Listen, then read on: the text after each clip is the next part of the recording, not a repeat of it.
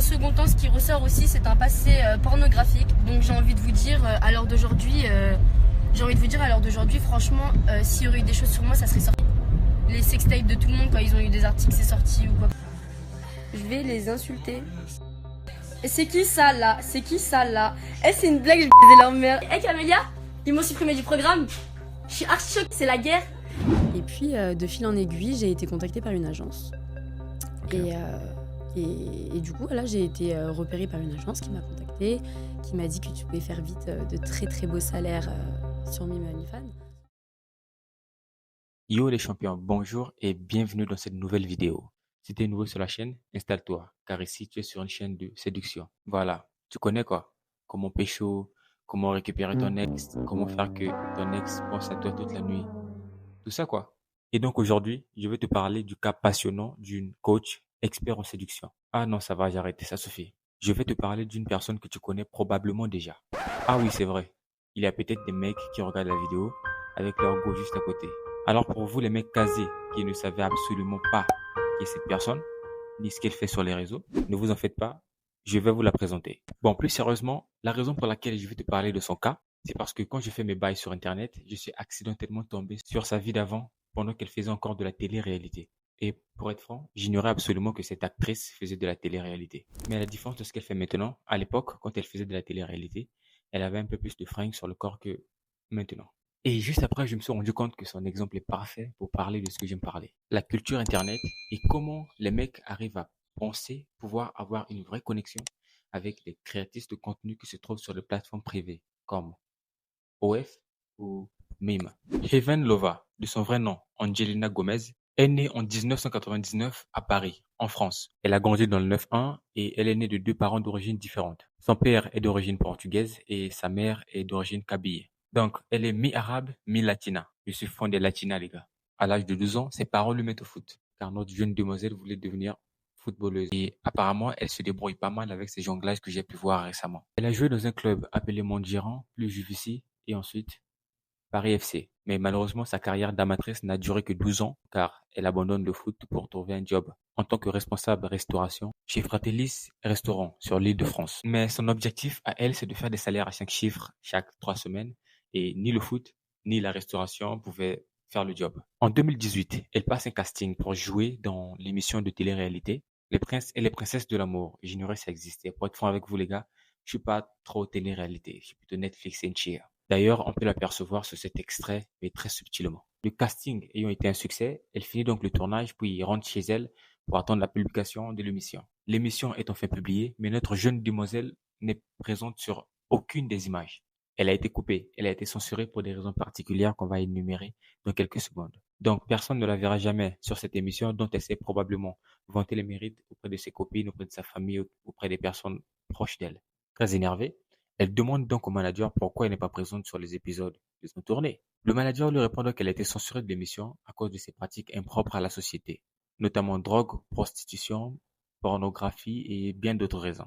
Furieuse, elle fait donc un tweet sur son Twitter, qui est actuel X, dans lequel elle allume le mec avec qui elle a passé l'émission, qui était son partenaire dans l'émission. Son nom c'est Steven Bachelard. Ok, j'ai été censurée. Moi-même, je sais pas pourquoi j'ai été censurée. C'est clair, net et français, ok? Donc si moi, je sais pas pourquoi j'ai été censurée, pourquoi la production saurait et pourquoi vous saurez? Ok, on est d'accord. Maintenant, les choses qui sortent, c'est de la drogue. Niquez vos mères. Ok, ça c'était cruel et ça c'était vulgaire. Je n'avais pas à le dire, je le retire. Maintenant, toi, Steven, petit con que tu es, non, ce n'est pas une insulte, c'est juste un terme dénigrant. Donc toi, maintenant, petit con que tu es, j'ai fait l'émission avec toi. Toi, tu étais au courant que j'ai été supprimée du programme parce qu'ils ont dû certainement te le dire que les scènes ont été coupées. Toi, ça t'a pas dérangé. Toi, carrément, dans le couloir, je me souviens très bien, tu m'avais dit soit on couche ensemble, soit tu prends le van. Et tu m'as clairement dit les choses. Moi, clairement, le lendemain, je me suis fait éliminer. C'est vrai ou pas? De toute façon, tu sais très bien. Donc, parle pas avec moi. En vrai, t'es passé sur Marouchka, gros. T'as baisé avec Marouchka, t'as fait des choses avec Marouchka et tu parles de moi. Elle vient pas parler. Quelques jours plus tard, elle fait un podcast avec Sam Zira sur YouTube, dans lequel elle dit ceci. Mais qu'est-ce qui a fait que t'es partie? Donc, qu'est-ce qui a fait que je suis partie? Clairement, il m'a dit soit on couche ensemble, soit tu te casses. Enfin, tu fais ta valise. Moi, j'étais prête à faire ma valise, y a pas de souci, on couchera pas ensemble. Attends, c'est pas possible. Il a pas pu te dire texto comme ça, Il soit m'a on pas dit couche texto. ensemble, soit tu pars. Je suis une mytho, on était dans le couloir. Après avoir fini de tous leurs, je ne vais pas dire le mot, mais ça c'est juste que ça commence par en et finit par culer. Elle est plus que déterminée à faire ses salaires à chaque chiffre. Et tombe sur un podcast de Revere sur YouTube dans lequel elle écoute la créatrice interviewée, Jennifer, avec son mari Kevin, dire qu'elle faisait 5 chiffres par mois et même plus sur ses contenus. Mais cette fois-ci sur le mot que je ne devrais pas dire, mais sachez juste que ça commence par only et termine par fans. Mais ici, notre chère amie Jennifer publie ses contenus sur 2 sites. Le premier dont j'ai cité, qui a le logo bleu, et le second qui est Mime, parce que les deux cumulés, tu arrives quand même à faire un gros chiffre d'affaires annuel. Alors, le second s'appelle Mime. Vous le connaissez forcément, ça s'appelle Mime, qui signifie Meet Your Model. En français, rencontre ton modèle. Alors, ces 2 plateformes sont des plateformes privées destinées à aider les créateurs et les créatrices à faire grimper leurs revenus mensuels en proposant à leur audience des contenus exclusifs sur des vidéos qu'ils font au quotidien. Par exemple, pour ceux qui font fitness, ils proposaient du fitness, cependant exclusif aux vrais abonnés, des personnes qui étaient prêtes à payer pour voir ces vidéos. Pour ceux qui font cuisine, ces personnes-là proposaient des vidéos sur la cuisine, etc.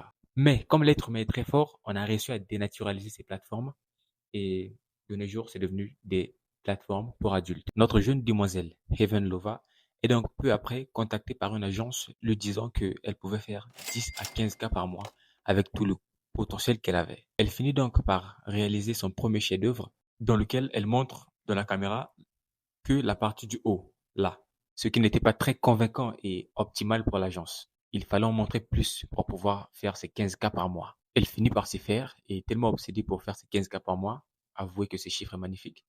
Elle s'est habituée et elle a tourné son premier chef-d'œuvre, sa première vidéo dans laquelle elle montre tout ce que les mecs aiment voir, vous voyez un peu en privé, sans que personne ne sache qui ils sont. Voilà pourquoi ils utilisent des pseudonymes qui n'existent pas, des pseudonymes qui ne font pas référence à eux, surtout pas. La boîte dans laquelle elle a signé décide de le coller et de la présenter au grand public, lui permettant d'avoir accès aux exclusivités de l'industrie.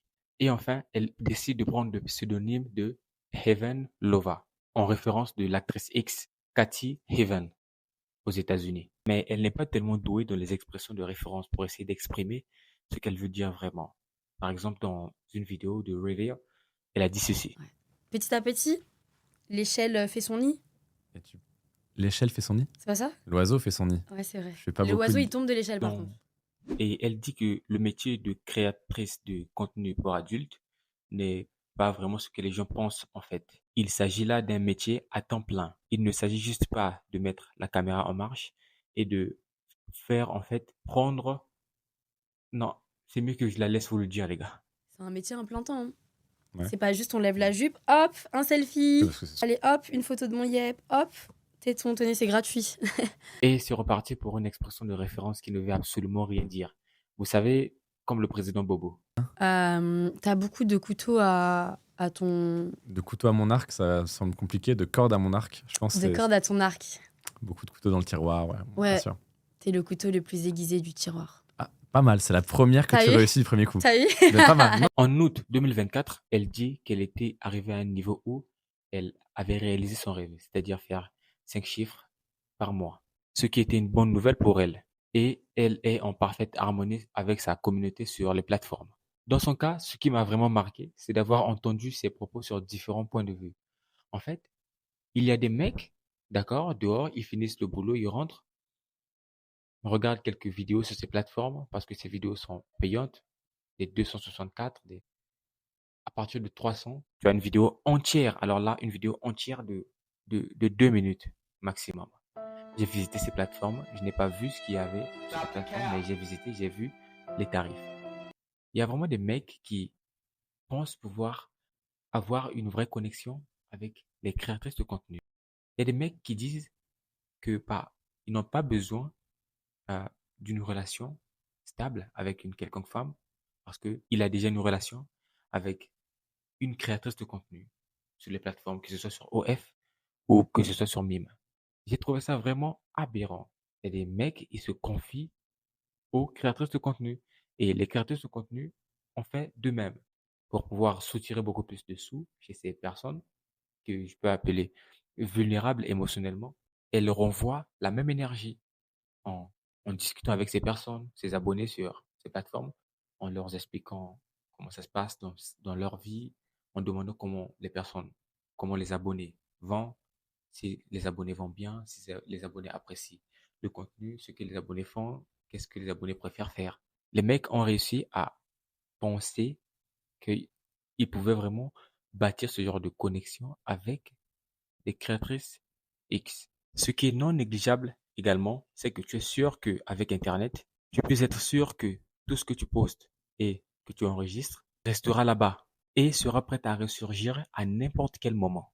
Car vous savez ce qu'on dit, Internet a une mémoire d'éléphant. Cela peut donc conduire à des blocages sur ta carrière et ta nouvelle vie, parce que ce que tu auras posté dans le passé va à l'encontre des normes de la société actuelle, ou bien de la société en général, telles que les photos et les vidéos cheloues. Dans le cas de Angelina Gomez, qui avait un passé sur les films de boules, cela a engendré un blocus sur sa carrière prometteuse de actrice sur des téléréalités. Et elle n'a pas eu d'autre choix que de faire un replongeon dans sa vie passée, car elle ne peut s'en débarrasser. C'est pour ça que moi, avant de poster quoi que ce soit sur Internet, je me pose une question. Est-ce que si on me ressort ça dans quelques années, pendant que je serai en train de faire ma carrière en politique, ça pourra constituer un fardeau pour moi? Dans le pire des cas, on me verra en train de faire des vidéos sur YouTube face caméra avec un Shege Nike. Quoi qu'il en soit les gars, assurez-vous de liker pour aider l'algorithme les gars. Merci d'avoir regardé toute la vidéo et si t'es arrivé jusqu'ici, commente Paradis d'amour. Pour info, c'est ce que signifie Heaven Lover. Et si tu nous rejoins pour la première fois, tu peux t'abonner en cliquant juste là parce qu'on n'est pas prêt d'en finir. Je vous revois à la prochaine vidéo les gars. Peace.